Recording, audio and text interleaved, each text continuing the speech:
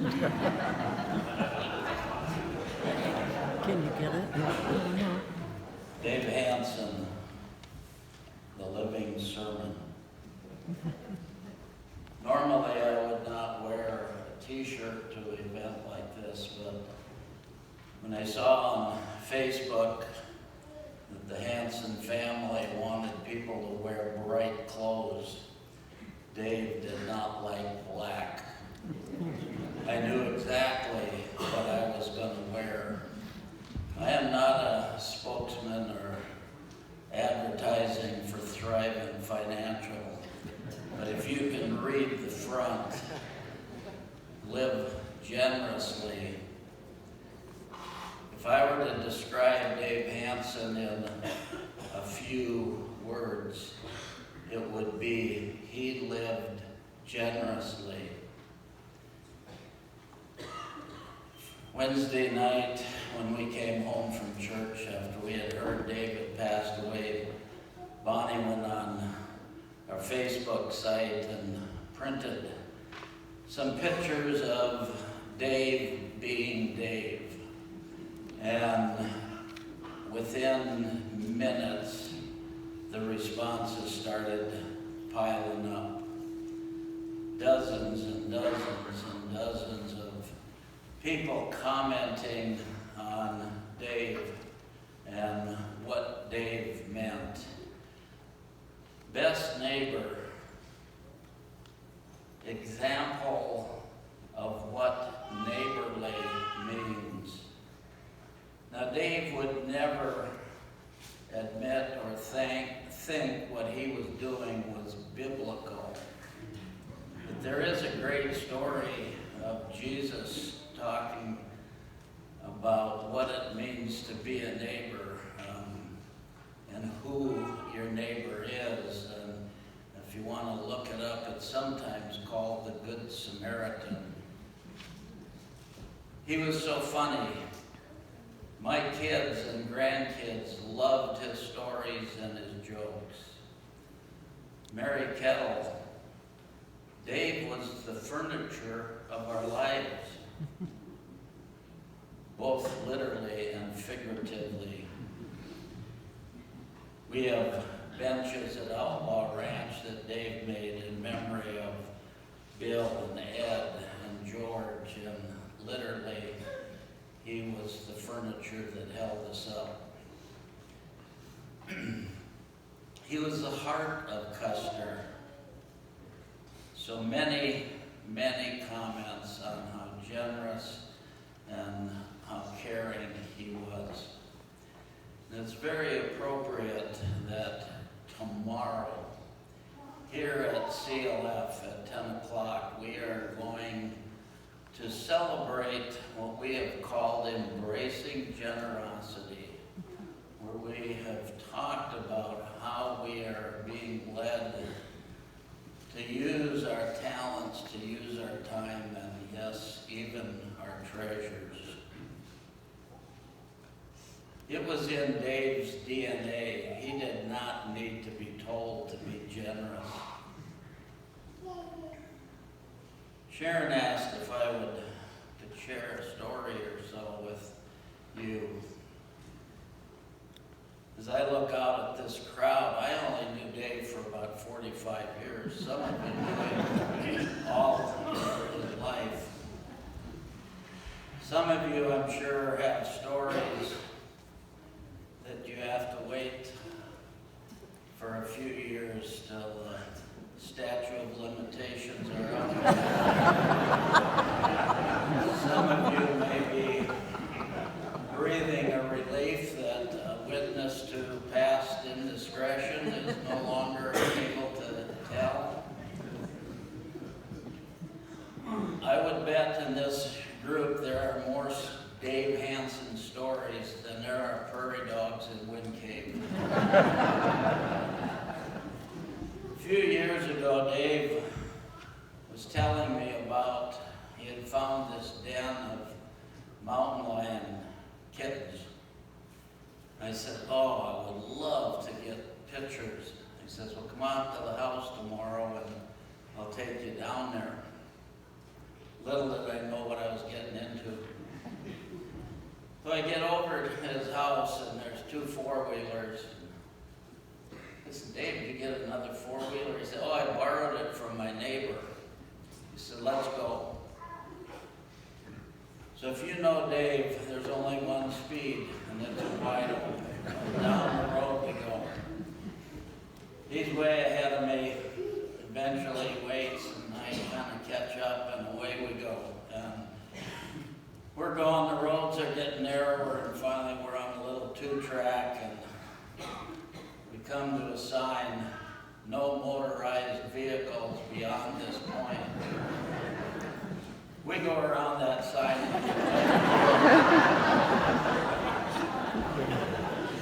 Pretty soon we're going over rocks, we're going over trees, we're going over stumps, and I'm on a borrowed 4-wheeler, and I'm thinking, I'm going to wreck this thing, I know, and Dave is way ahead of me. Finally, we get down to this little draw, and there was a rock overhang, and you know the story, no cats. Well, Dave said they were getting pretty big the last time I was down here. They must have taken off.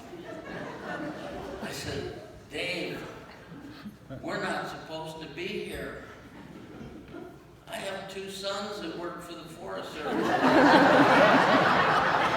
What are they going to say? Oh, he said, when they stopped me, he said, I just tell them I'm checking on my uncle's cows. And I said, you have an uncle that has cows down here? Yes, my Uncle Sam. So now we not only are trespassing, we're lying to a federal. As all of you know, Dave had a very creative mind. Sometimes you wondered what color the sky was in his world. And one time I said to him, and I said, I'll bet your parents had some really interesting parent-teacher conferences. And he said, yeah, the teachers always said, Dave likes to look out the window a lot. When we drove into Outlaw Tuesday night after being down to say goodbye to Dave, Bonnie said, we see Dave every place we look.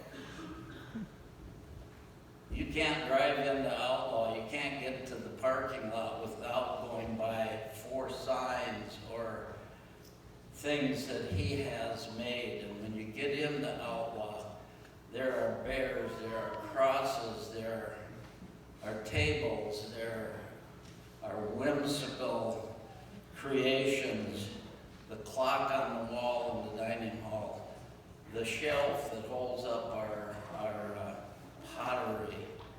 Dave is everywhere in our house. And I'm sure many of you can say the same thing. You have bears, you have cedar crosses, you have little bears, you've got all kinds of whimsical things that David has made. Last year, my 70th birthday, I know, believe that. He came with, I still don't know what it is. It was a branch, and there was a gold dollar on it, and there was a little bird nest in it, and some yarn, and I have no idea what this all meant, but it was from Dave. In the 60s, I worked at Nisadak Bible Camp, and one of the counselors there often would use this verse in his campfire talk. And I carried this in my billfold for about 40 years until I wore it out. But with the beauty of the internet, you type in a few verses and it pops right up. And it's called The Living Sermon. I'd rather see a sermon than hear one any day. I'd rather one should walk with me than merely point the way. The eyes of better pupil, and more willing than the ear, find counsel is confusing, but examples always clear. And the best of all preachers are the ones who live their creeds. For to see good put in action is what everybody needs. I soon can learn to do it if you'll let me see it done. I can watch your hands in action, but your tongue too fast may run. And the lecture you deliver may be very wise and true, but I'd rather get my lessons by observing what you do. For I might misunderstand you and the high advice you give, but there's no misunderstanding how you act and how you live. In closing, I would like to share a verse that came in a card at my father's funeral. And for people of faith, I think this is a very good forward-looking thing that we have to look forward to. Death is God carrying us in one arm, while the other flings aside heaven's door to welcome us back to the blazing hearth of our first home. While those inside haven't arrived before us rush to the door like glad children shouting, "They're here, they're here." Death has a bad name on earth, but in heaven it's a homecoming party every time the door opens. God does not forget those earthbound children, sad and left behind. God leaves the party early to enter into their despair and to get them ready for their own parties someday. We left the hospital Tuesday night, seeing Dave laying there hooked up to the machine, and it's, what do you say? And the only thing I could think of was what I hope somebody can say to me: "Well done, good and faithful servant."